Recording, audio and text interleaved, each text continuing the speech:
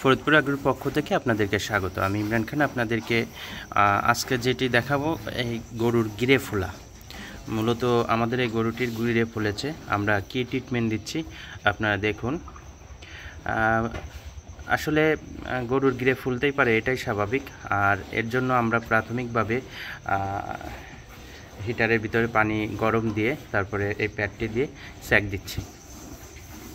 দেখুন কিভাবে স্যাক দিচ্ছি। সুন্দরভাবে এইভাবে স্যাক দিলে গরু আরাম পায়।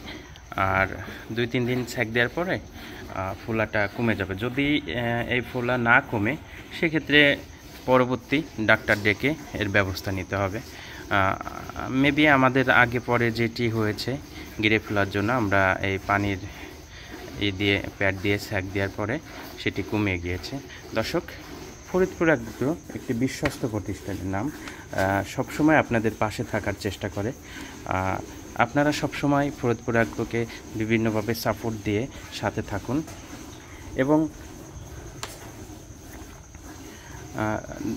দর্শক, আমরা সকাল থেকে 2 বার স্যাক দিয়েছে। আগের থেকে একটু পরিবর্তন হয়েছে, লক্ষ্য করা যাচ্ছে।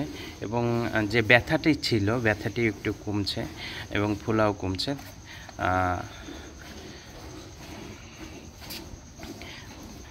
আপনারা প্রথমে পানি গরম করবেন, গরম পানি এই প্যাডের ভিতরে দিয়ে বা আপনারা আপনাদের মতো যে কোনো একটি পাত্রে দিয়ে তারপরে এভাবে স্যাক দিবেন। তো স্যাক দেওয়ার পরে দেখা যাচ্ছে যে যদি ফোলা কমে, তাহলে 2 থেকে 3 দিনে এভাবে স্যাক দিলে ফোলা কমে যাবে। আর যদি না হয়, সেক্ষেত্রে আপনারা মেডিসিন প্রয়োগ করতে পারবেন।